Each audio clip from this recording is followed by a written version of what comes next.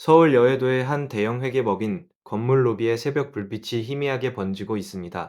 예전 같았으면 이 시간에 수습 회계사들이 커피 한 잔을 손에 쥐고 엘리베이터 앞에 줄을 서 있었을 겁니다. 그런데 지금 이 로비에는 사람 대신 조용한 기계음만 감돌고 있습니다. 화면 속에서 인공지능이 수천 건의 재무자료를 분류하고 있고 그 속도는 사람이 일주일 걸릴 작업을 30분 만에 끝내는 수준입니다. 이것이 2026년 대한민국 전문직 시장의 민낯입니다. 한때 시험에만 붙으면 평생이 보장된다던 그 황금빛 자격증이 지금 이 순간 빛을 잃어가고 있습니다.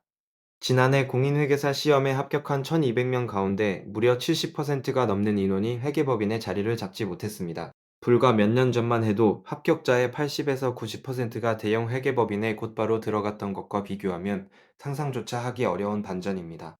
변호사 시장도 다르지 않습니다. 국내 10대 로펌의 신입 변호사 채용 규모가 2년 전과 비교해 눈에 띄게 줄었고 그 빈자리를 법률 전문 인공지능이 차지하고 있습니다. 어렵게 사법시험과 로스쿨의 관문을 통과한 젊은 변호사들이 개업조차 하지 못한 채 발만 동동 구르고 있는 것입니다. 누군가는 이렇게 물을 수 있습니다. 정말 인공지능이 사람을 대체할 수 있느냐고요? 오늘 이 영상에서 그 질문에 대한 냉혹한 답을 숫자와 현장의 목소리로 직접 보여드리겠습니다. 먼저 이 거대한 변화가 시작된 지점으로 돌아가 보겠습니다. 2022년 11월 생성형 인공지능이 세상의 모습을 드러냈을 때 대부분의 전문가들은 단순 반복 업무만 영향을 받을 것이라고 예측했습니다. 공장의 조립 라인이나 창고의 물류 분류 같은 일들 말입니다. 그런데 현실은 정반대로 흘러갔습니다. 한국은행이 발표한 보고서에 따르면 인공지능 대체 위험이 가장 높은 직업군은 역설적이게도 고학력 고소득 전문직에 집중되어 있었습니다. 의사와 한의사의 인공지능 대체 가능성이 99%로 전 직종 중 가장 높았고, 회계사가 81%, 판사와 검사와 변호사가 79%로 그 뒤를 이었습니다. 왜 하필 이들이 가장 먼저 흔들리는 것일까요? 그 답은 이 직업들의 업무 구조 안에 숨어 있습니다. 전문직의 신입사원이 맡는 일은 대부분 정형화된 지식 업무입니다. 판례를 검색하고 계약서 초안을 작성하고 재무자료를 분류하고 세무신고 서류를 정리하는 것이 전형적인 초년차 업무였습니다. 그런데 바로 이 영역이 인공지능이 가장 잘하는 일과 정확하게 겹칩니다. 대전의 한 법무법인 대표는 6년 가까이 함께 일하던 변호사 2명과 재계약하지 않았습니다. 대신 인공지능 기반의 법률 기술 서비스를 도입했더니 인건비 부담이 절반 이하로 줄었다고 말합니다. 과거에는 표준 계약서 하나를 수정하는데 주니어 변호사와 며칠씩 검토해야 했는데 이제는 인공지능이 초안을 만들어주면 위험한 조항만 확인하면 된다는 겁니다. 직원 70명 규모의 한 회계법인에서는 신입 회계사를 아예 찾아볼 수 없게 되었습니다. 저연차 회계사가 맡던 기초자료 조사를 인공지능이 전담하면서 사람이 일주일 넉넉히 잡아야 나오던 정보량이 20에서 30분이면 충분히 나오는 수준이 된 것입니다.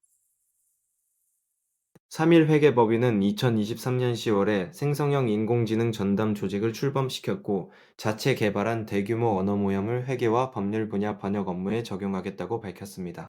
이것은 해당 업무를 담당하던 기존 직원을 인공지능으로 본격 대체하겠다는 선언과 다름없습니다. 문제는 이것이 단순히 한두 회사의 이야기가 아니라는 점입니다. 통계청 자료에 따르면 2026년 1월 전문 과학기술 서비스업 취업자는 138만 9천 명으로 전년 같은 달 대비 9만 8천 명이 감소했습니다. 2013년 산업 분류 개편 이후 최대 감소폭이었고 이 감소세는 2달 연속 이어졌습니다. 특히 변호사와 변리사와 회계사와 세무사가 포함된 전문 서비스업의 감소가 가장 두드러졌습니다. 이 숫자가 의미하는 바를 한번 곰곰이 생각해 보시기 바랍니다. 단 2달 만에 15만 명이 넘는 전문직 일자리가 사라진 겁니다. 한국은행은 이 현상을 연공 편향기술 변화라는 이름으로 설명합니다. 쉽게 말하면 인공지능이 경력이 짧은 젊은 사람의 일을 먼저 빼앗는다는 뜻입니다. 지난 3년간 15살에서 29살 청년층 일자리는 21만 1000개가 줄었는데 이 가운데 98.6%인 20만 8000개가 인공지능 고노출 업종에서 사라졌습니다. 반대로 50살 이상의 일자리는 같은 기간 20만 9천 개가 늘었습니다. 인공지능이 신입의 일을 가져가니 기업은 경험 많은 기존 인력을 더 오래 유지하는 쪽을 택한 것입니다. 이것은 마치 사다리의 맨 아래 칸을 잘라버린 것과 같습니다. 위에 올라간 사람은 괜찮지만 이제 막 올라가려는 사람은 발을 디딜 곳이 없어진 겁니다. 서울대 경제학부 이정민 교수는 이 상황을 이렇게 진단합니다. 과거에는 회사에 들어와서 숙련하면서 경력을 쌓아가는 경로가 있었는데 이 경로 자체가 없어질 수 있다고요. 도제식 교육이 보편적인 전문직에서 신입을 뽑지 않는다는 것은 미래의 전문가를 키우는 파이프라인 자체가 끊어진다는 의미이다. 5년 뒤, 10년 뒤에 경험 많은 전문가가 은퇴하면 그 자리를 채울 사람이 없을 수도 있다는 뜻이기도 합니다. 지금 이 순간에도 어딘가에서 누군가는 시험 준비에 몇 년을 바쳤는데 합격하고도 갈 곳이 없다며 한숨을 쉬고 있습니다. 실제 현장의 목소리를 들어보면 그 절망의 깊이가 느껴집니다. 지난해 9월에 공인회계사 시험에 합격한 26살의 한 청년은 단기 채용에 지원했지만 경쟁률이 200대 1까지 치솟아 탈락의 고배를 마셨습니다. 통상이 대 1이었던 경쟁률이 100배 가까이 뛴 것입니다. 그는 업황이 좋지 않은 데다 인공지능이 사람을 덜 뽑을 명분까지 만들어주는 것 같다며 주위에도 자격증이 있지만 정규직 취업을 못해 단기 일을 전전하는 사람이 많다고 말했습니다. 개업 변호사의 이야기도 비슷합니다. 처음 사무실을 열 때부터 법률 보조원이나 저연차 변호사를 고용하기보다 인공지능을 먼저 도입하는 추세가 뚜렷하다는 겁니다. 판례 검색이나 소장 초안 작성에 인공지능을 쓰면 신입 변호사 한 명의 연봉을 아끼면서도 더 빠른 결과를 얻을 수 있으니 경영자 입장에서는 당연한 선택이라는 것입니다. 이 변화는 대한민국만의 현상이 아닙니다. 미국에서도 빅테크 기업들이 채용을 멈추면서 이공계 인재들이 하향 지원을 하고 인문계는 시장 밖으로 밀려나는 구축 효과가 나타나고 있습니다. 세계경제포럼은 2030년까지 9,200만 개의 일자리가 인공지능 영향으로 사라질 것이라고 전망했습니다. 물론 반대편에서는 1억 7천만 개의 새로운 일자리가 생겨날 것이라는 낙관론도 있습니다. 그러나 그 새로운 일자리가 지금 일자리를 잃은 사람들에게 돌아갈 것이라는 보장은 어디에도 없습니다. 사라지는 일자리와 생겨나는 일자리 사이에는 거대한 시간의 골짜기가 놓여 있고 그 골짜기에 빠지는 것은 항상 가장 젊고 가장 경험이 적은 사람들입니다. 그렇다면 이 절망의 시대에 우리는 무엇을 해야 할까요?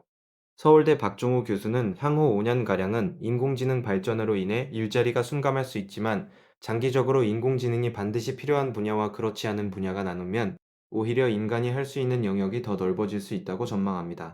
한국은행 관계자도 인공지능이 대체하기 어려운 업무는 맥락을 이해하거나 대인관계와 조직관리에 특화된 영역이라고 분석합니다. 결국 정형화된 지식을 많이 아는 것이 아니라 그 지식을 어떤 상황에서 어떻게 쓸지 판단하는 능력이 인간의 마지막 보루가 되는 셈입니다. 지금 이 영상을 보고 계신 여러분이 만약 전문직을 준비하고 있다면 시험 합격이 끝이 아니라 시작이라는 사실을 반드시 기억하시기 바랍니다. 인공지능이 할 수 없는 일은 여전히 존재합니다. 의뢰인의 눈을 바라보며 그 사람의 진짜 고민을 읽어내는 것은 기계가 흉내낼 수 없는 인간만의 영역입니다. 복잡한 이해관계 속에서 윤리적 판단을 내리는 것도 아직은 사람의 몫입니다.